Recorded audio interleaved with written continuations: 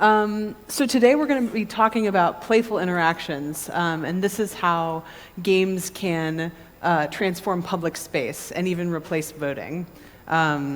So first off, let me just give you a quick introduction. My name is Chelsea. I'm an interaction designer at Frog. So what an interaction designer is it's also a user experience designer, so they're sort of one and the same. What I do at Frog and kind of my day job is I design products, services, and work with strategists and technologists to design high-class experiences for both enterprise companies and then also entrepreneurs as well. So to just kind of give you a portfolio of the work that we've done work in Shanghai, we've done work in San Francisco, New York, Seattle. We have used to have a studio in Amsterdam, and then Munich and Milan. So we're all over the world. And one of the really great things about working at Frog is that you have a group of incredibly talented, incredibly wonderful individuals that are working alongside you. So I've been incredibly blessed to be part of this company, and they're wonderful. And if you ask a question, it goes out to the world, a global network of Frog, and people will answer you from all around the world. So we really have a fantastic global perspective and a lot of really talented people at our establishment. So that's what I do in the daytime. What I do in the nighttime is I've been a video game developer since about 2005, and this is all kind of like hobby work. This is actually a screen from my very first game in 2005, and it was a survival horror game. And then this screen up top there with the rabbit is the most recent game that I'm working on. It's a card cutting out game that's made in HTML5. So I've been developing kind of cross-platform across a lot of different types of things, and it's just things that interest me. A lot of times what I'll do is I'll make something in 24 hours and then start polishing it, because I like getting that prototype out in 24 hours. So for me, what you're about to hear is a blend of the things that I do in the daytime and the things that I do in the nighttime. So this is a passion area for me. And we're going to be talking about public games. So when I talk about public games, what does that mean? So public games are games that transform a public space into something more than it initially is. So this runs the gamut of alternate reality games, I might refer to them as AR, virtual reality games, VR, and something called placemaking, where people, it's a man-made community that's made out of something that was previously underutilized. So any of the spaces around this area where there were previously an industrial zone and now it's a place for people to gather. In fact, we're probably sitting here in a placemaking experiment. That's what an example of placemaking is. This field is very, very new, and it's very open for innovation. PhD articles have probably been coming out in the past 15, 20 years around this, and at least in the academic world, that's very, very new. It takes about 30 to 60 years for something to actually become ubiquitous. And so today I'm going to talk about this emerging field and give you some examples about how this is affecting the world and potentially what you can do to use games into your own work. So why is it important for our interfaces to be playful? Well, first off, I just want to point out that everyone's a gamer now. Only several years ago, people who hold themselves up in closets and played video games until the morning sun came out were known as gamers, but now the average gamer is about 35 years old, has a lot more money in their pocket, is usually married, and is more likely to be an adult woman than a teenage boy. And so to kind of give you a scope of the industry that we're talking about here, the music industry is about $4 billion US, and movies is about $10.9 billion US as far as an industry is concerned, and video games is grossing about $24.7 billion. So it's a huge industry. It's ripe for really, really great innovation.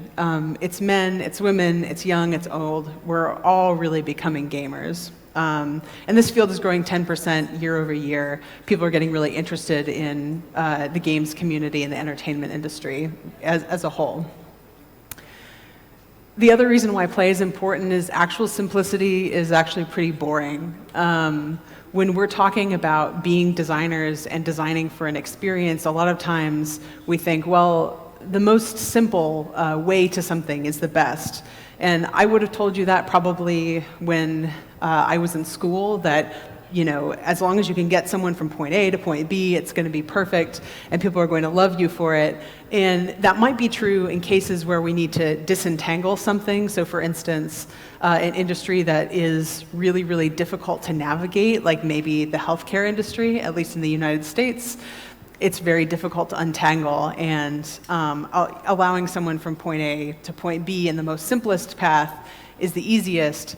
But nowadays, we're looking for something maybe with a little bit more that allows us to feel this sense of achievement. So if you imagine maybe like a game of golf or something like that, if you put a ball in front of a hole and say, like, this is the game of golf that I've designed for you, people will look at you like you're crazy, and also will think that this is a pretty boring game. And so the reason why design needs games is it needs people to be able to feel that sense of achievement that they haven't otherwise gotten from simplicity. So I'm not saying that it's good for every single thing, but definitely something to note.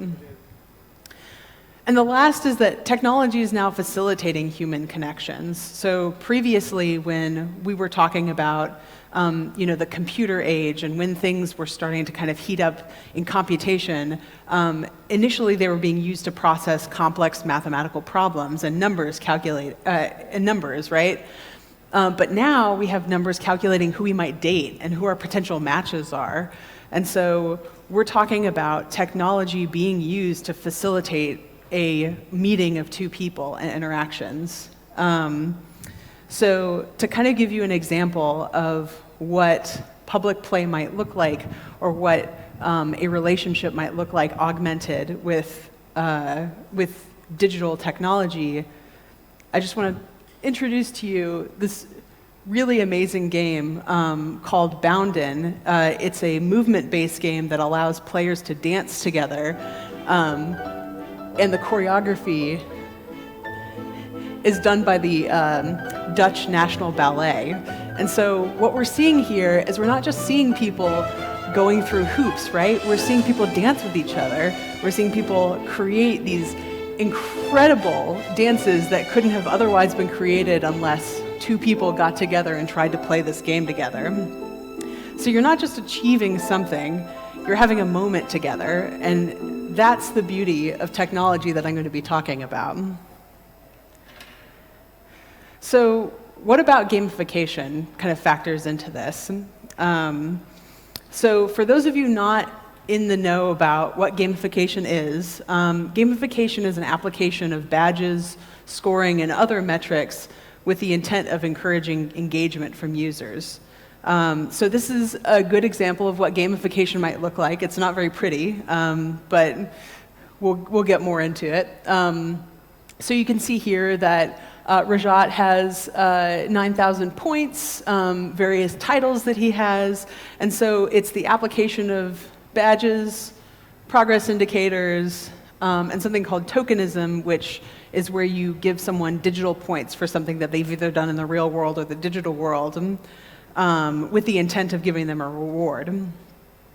So to talk about kind of the two faces of gamification, I'm going to talk about light patterns and dark patterns. In UX, light patterns are patterns of design that are known as ethical patterns, and dark patterns are generally known as non-ethical patterns. So in both cases, you're asking someone to do something for you, but in order for it to be ethical, you must offer something equally valuable to them. So if you're offering, or if you're asking someone to input their data, their credit card, their address, you have to offer something equally valuable back to them in order for them to engage in your system long term. So these are some of the things that gamification can help us do.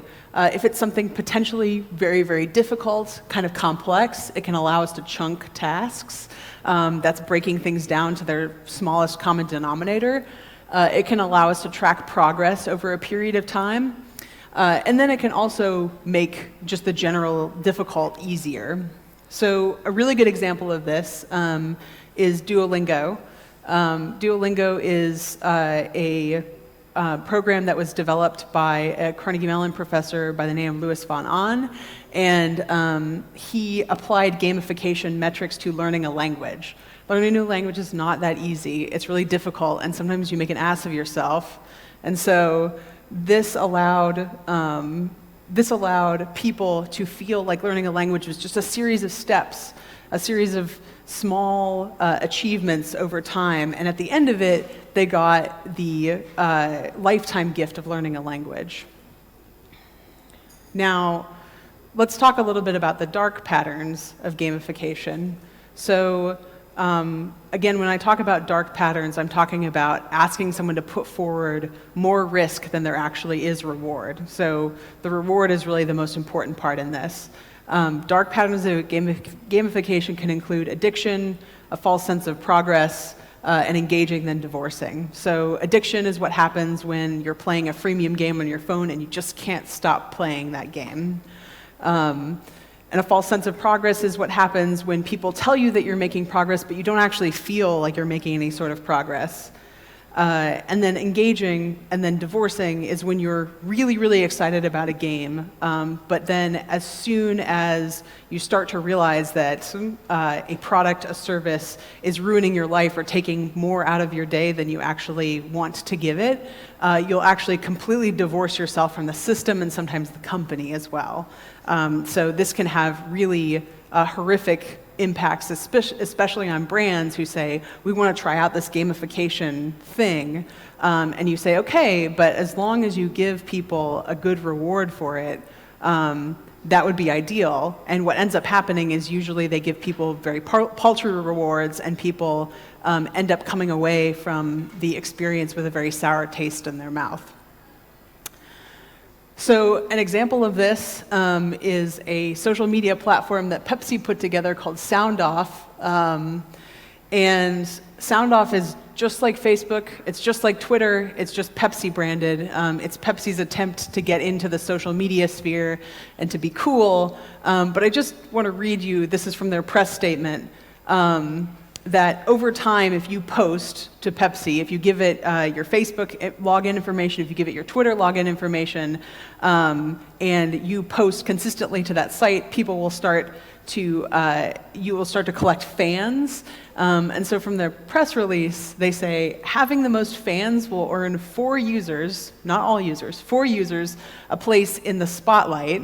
Not sure what that is. And the reward of having their comment and profile featured on air in a Pepsi advertisement during the broadcast. And the more someone interacts with the site, the higher their rank will eventually be, earning ambassador status within the platform.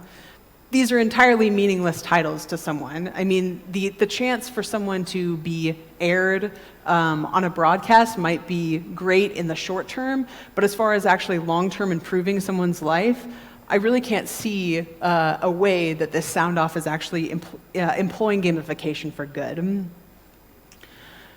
So when I see people use gamification as a pejorative term, they're usually talking about play being used to hide dark patterns. And this quote is actually from a article called The Babysitter's Club by Jesse Barron. And he says, when we learn to expect playfulness from mundane tasks like ordering food or finding a pharmacy, the result is a state of unsuspecting childlikeness while adults wait in the woods to take their profits. My frustration with these apps only tells me that I'm becoming the child they're informing me I am. And so when we're using gamification, when we're using these patterns, it's really important to understand the ethical consequences of using these patterns and being a designer. And so to kind of wrap this up, play is supposed to be used as a tool. It's neither good, it's neither bad. So I want you to imagine a wrench. It can be either it can be used either to fasten a bolt on a children's playground, or it can be used to hit someone over the head. Either way, it doesn't change the fact that a wrench is a tool and it can be used either for good or for evil. So today, we're going to be talking about how to use play for good, particularly within public spaces. So what does play help us do in public spaces? I'd like to introduce you to these patterns of public play that I saw as I was going through my research on this emerging field. So when we talk about public play, some things that it's really great at doing is allowing people to learn by doing. So that's about not just telling someone how to learn, but showing them showing them things that they can learn. Co-creation, that's when two people get together and they build something spectacular, and because of that, they have a stronger bond as human beings. Boundin would fit into this example, by the way. Sugarcoating fits into the light patterns of gamification, where we're potentially making something that is otherwise very difficult or something that you don't want to do into something that you really like and enjoy. And then community building, which is when you're bringing a community together to learn, to play together, and to foster those community relationships. So first I'm going to talk about learning by doing. Like I said, learning by doing is not just telling someone, but showing someone. And some really great examples of these, I will introduce them kind of in this order here. The one on the upper left-hand side is done by a studio in London called Hide and Seek.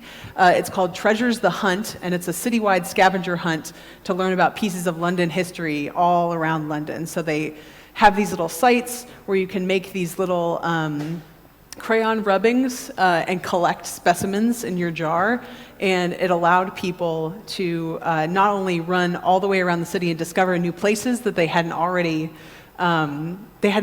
discovered. It also allowed them to learn a little bit about the history of London. Another learning by doing example is a collaboration between the University of Wales and New Zealand called On Track. This was initially published as a PhD paper, so it's not something that's actually in the public sphere yet, but it's a navigational system that adjusts the spatial properties and volumetric properties of music in order to navigate you around a space.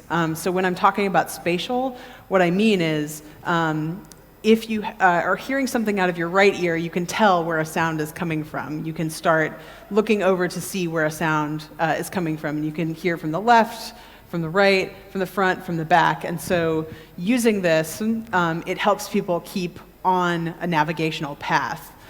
So it picks a navigational path for you, and once you start straying off that navigational path, your music will get softer and softer and softer, and if you come back on the path, it'll start getting back to its normal volume. If it wants you to take a left, it'll start playing out of your left ear. If it wants you to take a right, it'll start playing out of your right ear. Another example is Paint by RGB. This was done actually in my hometown, Austin, Texas, by Argo Design.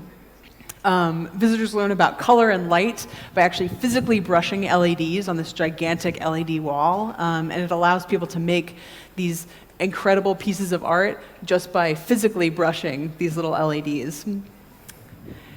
And then the project that I'm going to dive a little bit deeper into is called Ebu, and this was done by Frog, my company, in Shanghai. And these are physical toys embedded with smart sensors that turn the home into a playground. So instead of just me telling you about it, I just want to show you what Ebu is. So the problem space that we were faced with was that because of the single-child policy in China, and also the fact that the air quality is somewhat poor in Shanghai, a lot of kids would be playing alone or would be playing inside of their rooms with only digital devices. And so what we wanted to do is bring them back into the home, back into physical space. And so we designed these toys that allow you to interact with this digital polar bear by using sound and direction and speed and light. And it teaches kids about the properties of these various toys by making them go around their house and find these different spots in their house.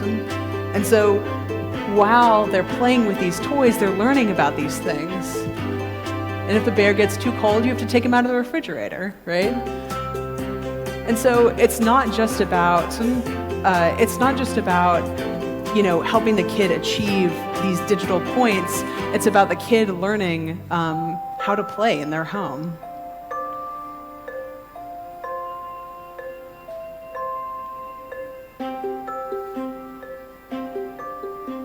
Yeah. So that's the work that my studio in Shanghai is doing. And to just kind of switch gears into the next pattern, we're going to talk about co-creation. So co-creation, like I said, is about bringing people together to create something that they hadn't already thought could be possible.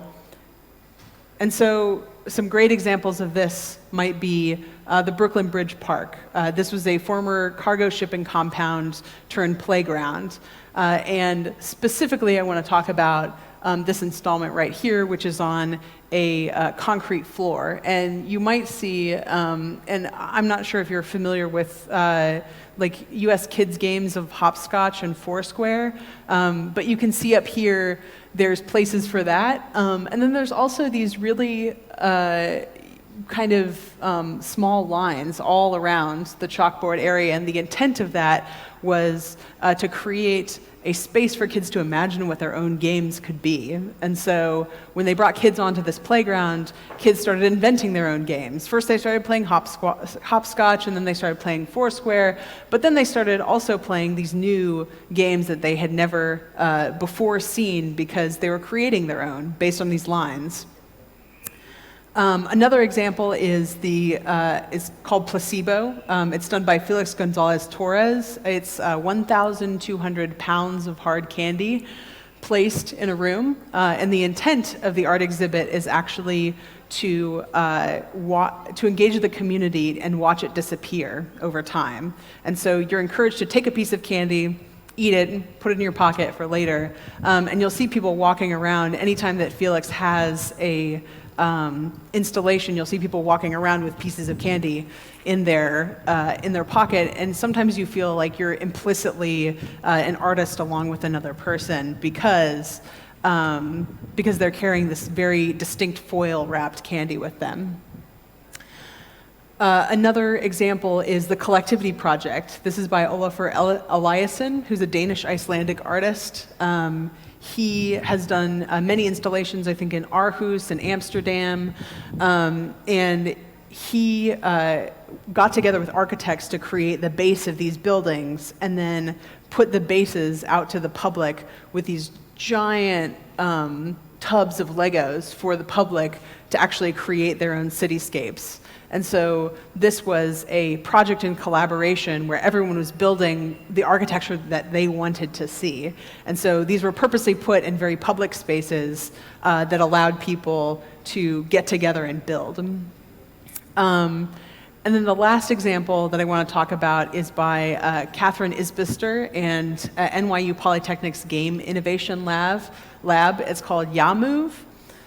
It is a b-boy style dance game that allows people to create dance moves together. And the intent is for the dance moves to be high intensity, in sync, diverse dance routines. So the way that it works is that if you see right there, there's a digital screen. That's the screen that scores you. And then these wearable bracelets that are on the participants' arms are the things that track their movements. So some examples of what these dances look like is you can see that one person started to dance like this, right? And another person started to dance like this, and the other person had to follow in step with them because the game would grade them badly if they were not in sync. And so from this, there were a lot of really incredible dance moves that people never knew that their friends had. And I'm sure you've been to clubs with your friends before, but you may have not seen their sweet dance moves before or ever had to follow them before. YaMove is the game that brings that out in people. So the next pattern we're going to be talking about is sugarcoating. Like I said, this is about light patterns and gamification. We're using the properties of games to make things easier in a way which people normally thought was very difficult. And so examples might include Pokemon Go. I would be remiss if I didn't mention this. This is a very, very popular game. For those of you who don't know Pokemon Go, it is an alternate reality game, augmented reality, my apologies, an augmented reality game where you're walking down the street and then all of a sudden your phone buzzes and then you take out your phone and Pokemon's a little monster that's displayed on your phone and you can catch it kind of in situ. So there's been a lot of backlash on people like using their phones, not looking where they're going, but ultimately it has been a real boon for the mental health industry and the physical health industry because people with mental health issues will actually go outside. They won't go outside for their own mental health, like if someone says that it's good for them, but they will go outside for a digital monster. And so you see a lot of people going outside, taking walks. Surgery recovery people are given Pokemon Go sometimes, and they go out and they take walks, and they recover better from their surgery because they're being active. Another example is a toy that's coming out pretty soon called Failure Toy. It's done by a company in Ontario by the name of 21 Toys. And this is a toy with the intent of getting parents to talk to their kids about failure. And this is a really difficult topic for parents to breach with kids. The fact that if you fail, it's not actually a bad thing, it's just part of the learning process. But this is a toy that, in the building of this toy, has multiple points of failure where a kid will actually fail, and then it will provide talking points for parents on how to engage their kid and say, it's okay, you failed this time, but look at what you learned, right? And it allows kids to build up that tolerance to failure over time. Another app is called Choremonster. This is an application to get kids to do their chores. This is where a parent assigns a chore to a kid and then can also assign a reward to the kid. Anyone who I've asked about using Choremonster says that it went from them trying to get their kids to do chores to their kids begging them to put more chores into this app so that they could do them. And it's not just about getting a reward just in place of a chore. It's also about what B.F. Skinner calls positive reinforcement training, but it's over a long period of time. So when a kid completes a chore, they actually have to spin a wheel in order to get the reward. So sometimes they don't actually get a reward for doing a chore. It's just the potential the potential for getting a reward that they're so. It's sort of a dark pattern, a little bit addicted to. But if your child was addicted to doing chores, you probably would be a happier person for that. And then the last thing that I want to talk about is VR Care. This was done by Frog in San Francisco. This is a specially customized visor and game designed to ease the pain of burn ward patients. So the problem is this, that when somebody gets into a burn ward, they usually have to undergo extremely painful treatment, sometimes daily, of people unwrapping bandages, putting salve on their wounds, and then rewrapping those bandages. And as you can see in this photo, so just to back up a little bit, there was research that was put out saying that VR actually helped in the cessation of pain in burn care patients. So people actually rated their pain as lower if they were using a virtual reality assistant or at least doing something in VR. And so an example of what a VR device in hospitals might look like is this. This is huge, it's bulky, it costs people and healthcare companies a lot of money. And also you can see right here, the other problem is he's operating it with his hand that's burned. And so it's actually causing him more pain than he otherwise could be going through had he be operating it with some other part of his body that was not burned. So taking all this research into account, Frog designed this prototype for a moisture-resistant, low-cost headset for a VR game. And if you know Google Cardboard, you might see that it somewhat resembles its form factor with a couple of modifications. One is that it's not made of cardboard, because cardboard's not moisture resistant, right? If the patient is sweating, it's going to seep into the cardboard. And so this is made of entirely moisture resistant material. And also, it has a strap on the back. So if patients are lying down, if they're moving to the side, it's actually keeping on their head. The other thing that we built in tandem with this is a game. There's 2 levels to this game right now. One is this meditative space-like game, and the other is a fast-paced cave exploration game. So this is just sort of talking about how we can have different types of games for people who prefer more of a meditative activity if they're in pain versus people who want something like really distracting and really intense. And the other thing that's different about Google Cardboard is that a lot of times the selection tool is done by using a button right here, and this is true in Oculus Rift as well. So this is primarily controlled by tilting your head slightly to the left and to the right. And so you can move through games and select things by looking in a certain direction.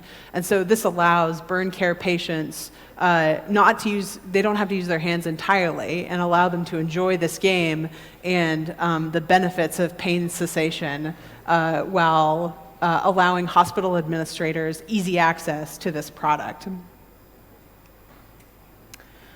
The last thing that we're going to talk about is community building.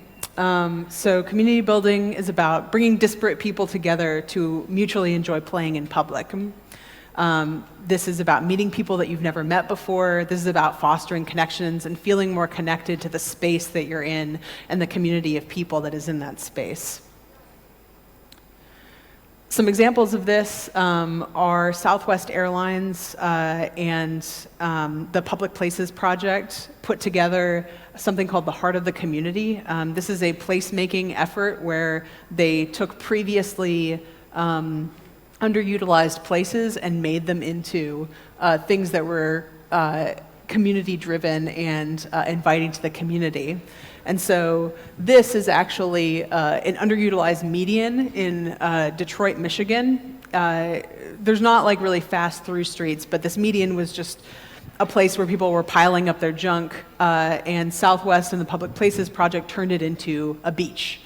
And so they put a lot of sand on it, they put beach umbrellas, they had people playing games together in the summertime, and allowed neighbors to actually come out of their homes and meet other neighbors and play with them. Another, and this is probably one of my favorite games, is again by the company Hide and Seek in London. It's called 99 Tiny Games, and it was celebrating the 2012 London Olympics. And so there were 99 game plaques embedded in the city and created simple games that you could play with your friends, such as humming to the footsteps of a passerby below a footbridge. So to kind of give you an example of what that looked like, if the game plaque would be installed on the footbridge itself, and then you would look over and you would watch people walking by. And if a person was walking kind of like this, every time that their footfall would, every time their feet would fall, you would say something like dum dum dum dum, right? And the other people around you, before the other person passed by the footbridge, would have to guess which person you were mimicking.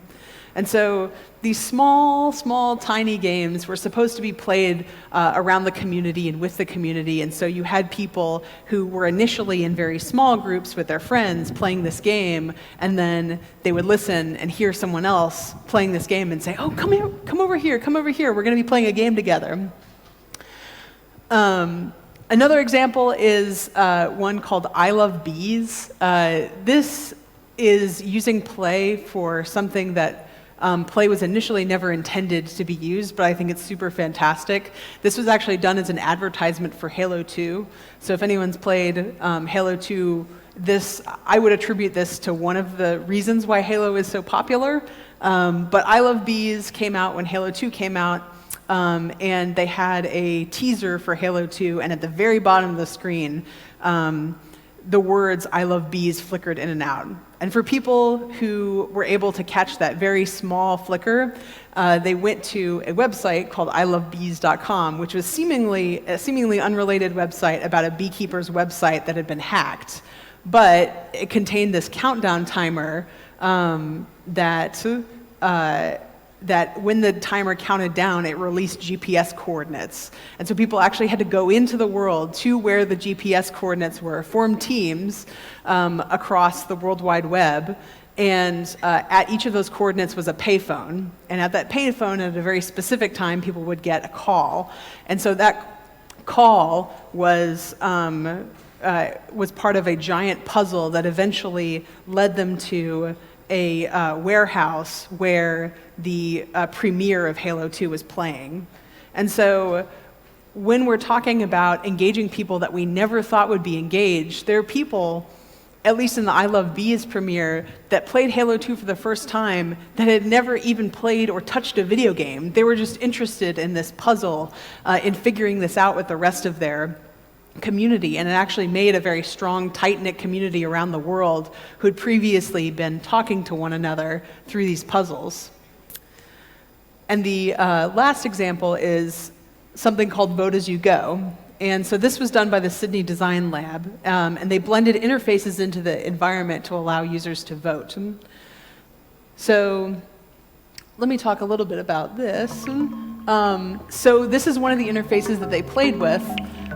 This is once it zooms out, you'll see that it's actually stationed across the way from a bunch of people, very smartly situated on a corner. So if you step to one side of the corner, your vote will be yes, and if you step to another side of the corner, your vote will be no. And so people participated in this way more than they would have participated in any public polling elections. And so when we're talking about asking questions out to the community, which is better, installing something like this into a public space or asking someone to come to a voting booth and have them vote on a piece of paper or an electronic ballot? Another form factor that they played with was this kind of touchless gesture that asked people questions while they were at an intersection and asked them to vote yes or no. And so they observed, when they were observing these interfaces, more conversation around public policy than they ever had before. People really started to understand where their friends and family stood on different issues. And when somebody would vote no for something, they would say, really? Like, I had no idea that you felt that way, and would start actually having an intellectual discourse about it. And you might be wondering to yourself, well, when people are playing with a game or an interface, does that actually mean that their answers are real or genuine? And in the participants that they asked, about 80 to 90% of them said, well, actually, yeah, my answers were real and genuine. I thought about the question and I thought, yes, I support metered parking in Chatswood, right? So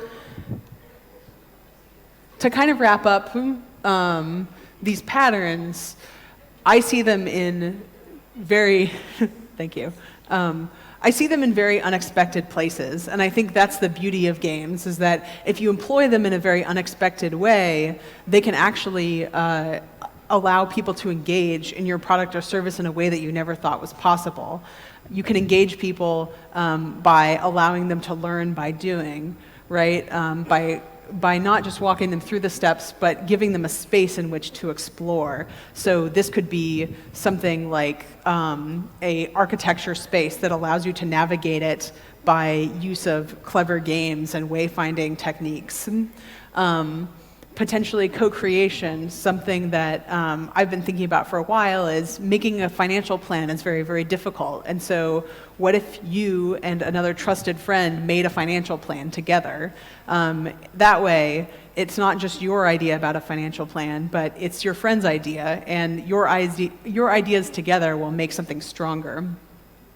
Sugarcoating things, getting people to get up, get exercise, and engage in the world. And then community building, allowing people to kind of come together as a community in a space that they wouldn't have otherwise come together. And so Public play is very natural. It's the way that we interact with the world. It's the way that when we're unfamiliar with something, the way that we interact with something. You know, kids, when they first learn a language, start to do word play. We play with our friends. We play games. We play word games. Even if you think that you're not the kind of person who would play games, I believe that you probably would in the right setting, in the right environment.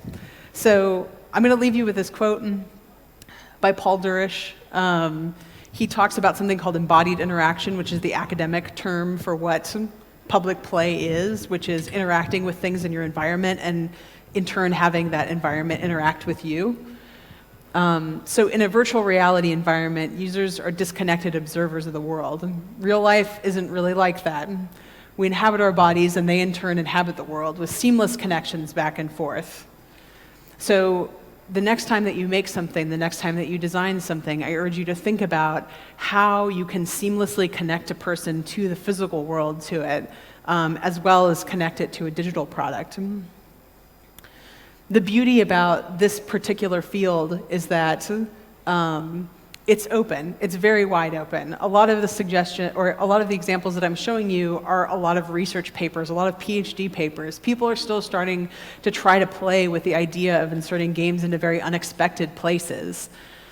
So I really want to stress here that play can be used in that way, places that you wouldn't have otherwise thought it could be used, and in particular, making a presentation. So, without further ado, I've made a game for us to play together. So what I want you to do is I want you to take out your cell phones right now. And you should see a picture of a sunset with the word next on it. All right, what I want you to do is I want you to raise your phones when you've got to that website.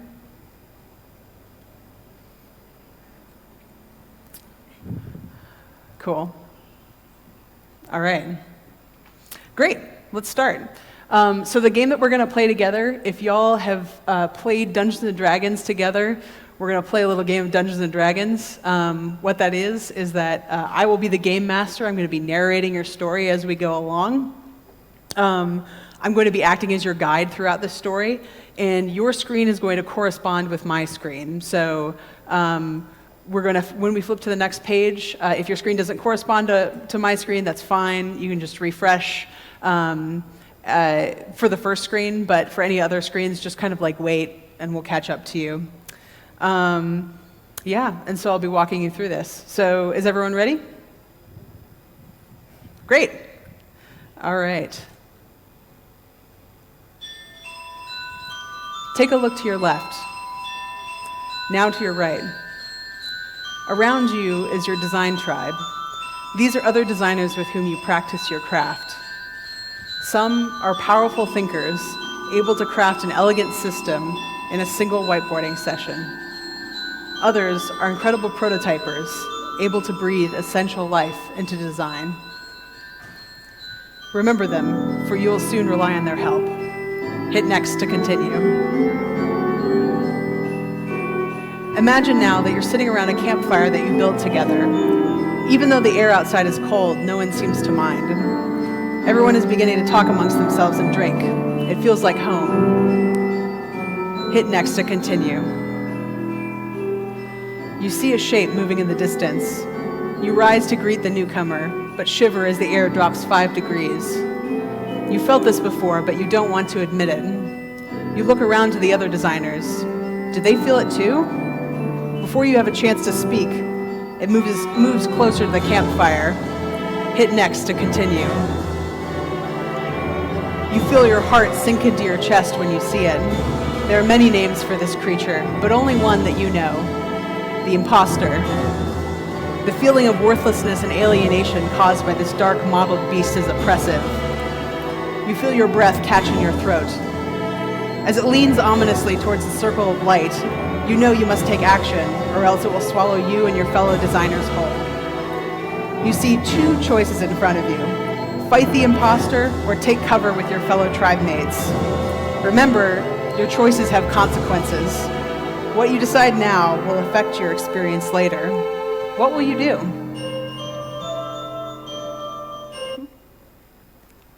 Hold on one sec. So the choices right now are take cover.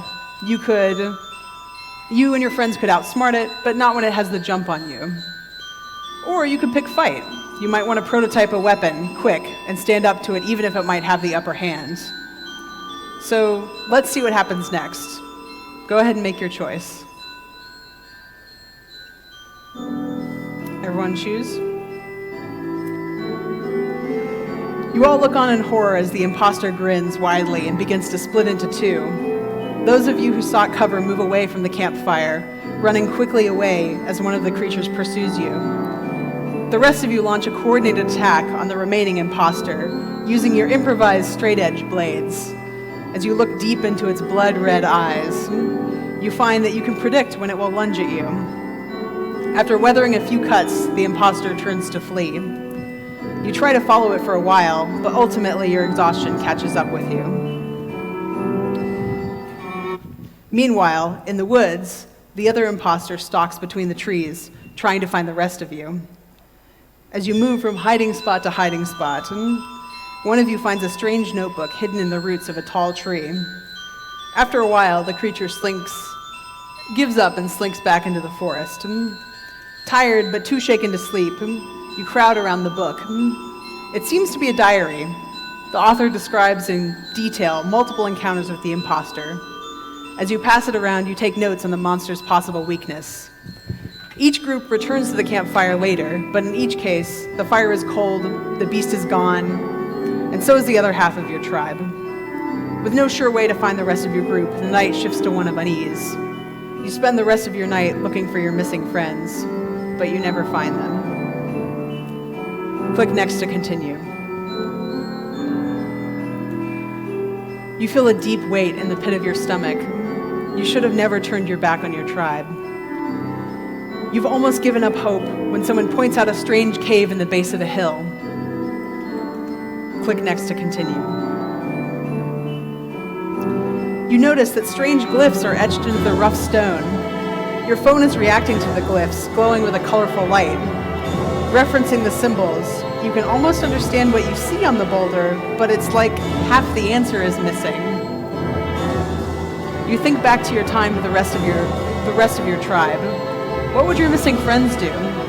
You can almost see them sitting there next to you, or perhaps nearby, maybe a few rows away. I ask you now to all look around you. Find a neighbor who has the other set of symbols. Red if you're blue, and blue if you're red. If you put the information that you have together, you can interpret the glyphs and remove your obstacle. Now is the time to rely on your tribe's help. You can solve this together. Go ahead and find people with the other set of glyphs.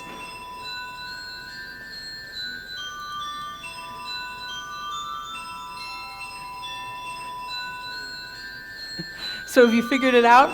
What does this glyph say? Awesome. You go ahead and tap your phones on the correct meaning of the glyph on each of your phones. Yes. You find a pebble at the base of the boulder. You pick it up. It's smooth and unblemished. You crack it open like an egg and find that there's a key inside. As you press the key to the boulder, it unlocks with a click and rolls effortlessly away. Your friends are on the other side, and they envelop you in a joyful embrace. But your hug is cruelly interrupted as you feel a sudden cold chill wash over you. That familiar feeling of worthlessness and alienation returns, filling you with dread. Click next to continue. You turn to see glowing red eyes and shiny white teeth glinting in the fading light. It's back, the imposter. Sick anxiety crawls up your spine, but you steel yourself. You aren't afraid anymore. You look to your left, then to your right. Your tribe readies their weapons, some improvised blades, and some strangely magical-looking sticky notes. You're ready to end this once and for all. This fight, we will fight together. Glowing glyphs appear on the monster's skin as it readies its attack. Looking down, you see that your phone is glowing with new symbols. Red team and blue team. Each of you can interpret part of this glyph that you see before you using the symbols on your phone. This is just like decoding the puzzle. Red team, you can see whether to attack or defend. Blue team, you can know what to attack or what to defend against. In order to defeat the monster, the red team will need to call out what the group should do, and then the blue team should respond with what they should do it too. Let's try it. So based on the glyph, red team, call out the group's action. What was it again? Dodge? Yes. Blue team, call out what the group should be dodging. Good work, everyone. The monster's tentacles lash out at the group, but you scatter, and they slam harmlessly to the ground. Now another glyph will appear. Red team, feel free to call out when you've decoded it. Blue team, call it anytime after the red team has announced their action. Red team. Blue team. Good job. The imposter's tentacles try to encircle the tribe and crush everyone, but the blue team conjures a bubble using fire-inscribed sticky notes, singeing the tentacles and forcing the monster backwards. Next, red team. Good job, blue team. The monster turns to follow a few of the red team, exposing its tail. The blue team quickly cover it in post-it notes, and moments later they explode. Next, red team. Blue team. Good job. The imposter leans in close, its jaws snapping. The red team leaps forward, stabbing at its eyes and driving it back. This is the final attack, guys. Red team. All right, blue team. Good job.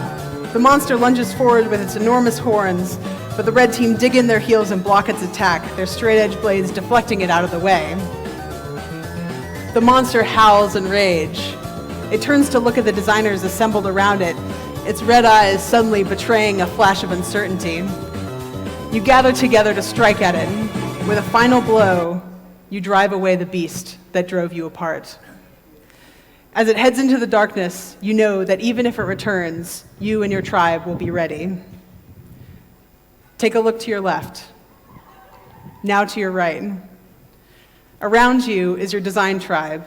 These are other designers with whom you practice your craft. Some are powerful thinkers, able to craft an elegant system in a single whiteboarding session. Others are incredible prototypers, able to breathe essential life into design. Today, you work together to defeat a common enemy. You are no longer seatmates or strangers. You are friends within this tribe. Thank you.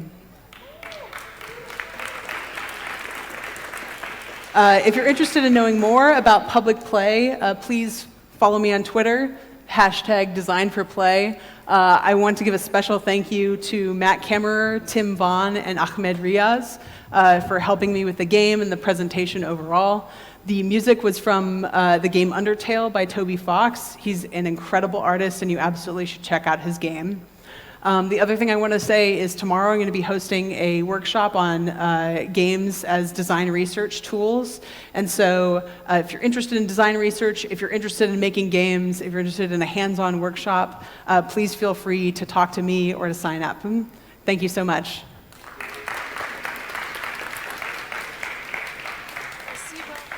Thank you. Thank you so much. Now we have time for some questions. If you have questions, I'm going to give the microphone, and you can ask questions in English and in Russian. You have a couple of minutes to think about your questions, and then we'll be happy to answer.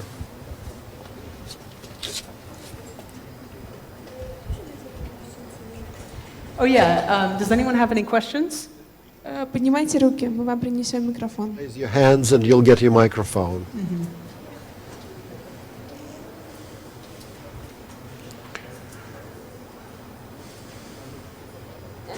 Anyone? If you want to raise your hands, we can give you кто-нибудь, если руку. microphone. Yes. Are we able to download this presentation? Are we able to download this presentation anywhere? Oh yes, yeah, I can PDF it and put it on my website for you to download. Thank you. Yeah.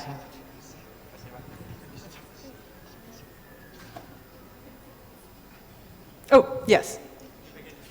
Maybe more or less a classic question for the introduction to a concept in general. But what do you think is the future holds for us in terms of gamification? I think you gave very beautiful examples as to what we have today. Yeah. What kind of we should expect in the upcoming years? Yeah, that's a great question. So one of the things that I think is really fascinating about games is the way that they allow us to engage in a world that we otherwise couldn't have engaged in. And so one of the things that I see, there's some research going on, I believe it's at MIT, where they're using VR to allow people to see through another person's eyes. And so for me, I find games to be a conduit of empathy through other people. And so I would love to see in the future that we not only have our own personal experiences, but we have experiences, say, from history, from other people, from people who are entirely different from us. And that's the way that we build empathy and kind of international empathy as well. Anyone else? Okay, if you don't have questions, you can also... Oh, you have another question? Yes. Hi, I have a question Здравствуйте, у меня... about gamification instrument in the service app. Can you tell us about the story and how we can use the gamification instrument in the service app? The Sirius app? Service app. Cirrus. Yeah, banking, for example, or B2B service. And, oh, yes, yeah. Yeah, that's really interesting. I feel like gamification is very much targeted towards consumers as far as like B2B is concerned. But one of the things that I could see potentially in the future for gamification in terms of B2B is I would love, well, first off, I think that using gamification for data collection would be something that would be really interesting. So for instance, rewarding people for inputting data into a broader sphere of collected data. So that's not necessarily, it doesn't necessarily have to be consumers, but it could be something like when a business plugs in a technical component to another business, if their developers submit that information, we could create, or we could have a data infrastructure of every single technology that connects into one another. Now, that may not be something that people want consumers to know about, but as far as integrating technology into one another and being able to augment services that are already have a lot of third-party integrations, that would be something that would be really interesting. Yes? Да.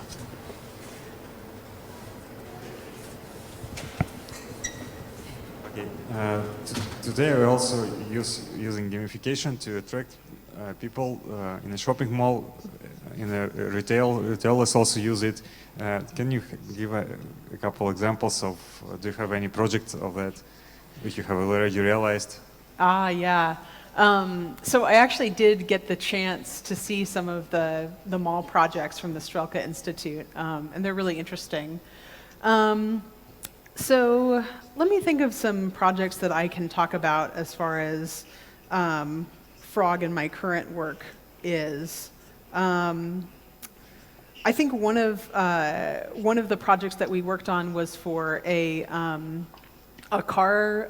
It was a car company, and what they wanted people to do was to bring their car in for more regular maintenance. And for me, I would consider that to be like a light pattern, right? The more that you bring your car in for maintenance, the better car that you have, and the longer that you'll be able to keep that car. And so what they did was we created an app for them to allow people to converse with their mechanic, and the more that they used that mechanic, and the more that they used the application and service, they would get different car-based discounts. So it could be like money off of an oil change, off of petrol or gas or something like that. But it allowed people, that's an example of maybe using gamification in a way that actually benefits the users.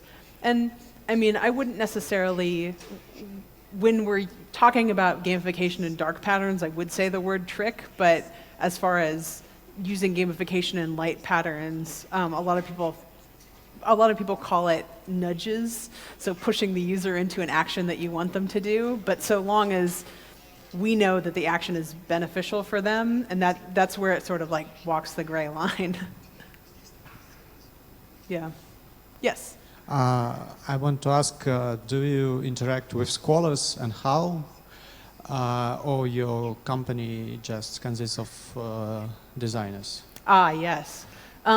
So we have, we actually partner with, at least Frog Texas, partners with a local university in Texas. It's actually the business school, interestingly enough, not a design school.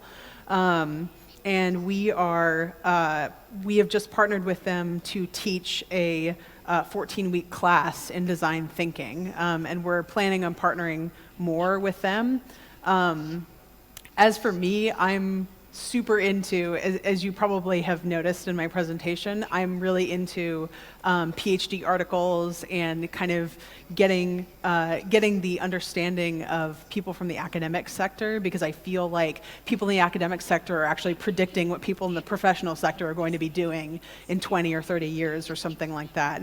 And so I would hope that Frog would continue having partnerships with various schools, especially being able to pull in students from other schools, particularly like worldwide schools, so not just local schools.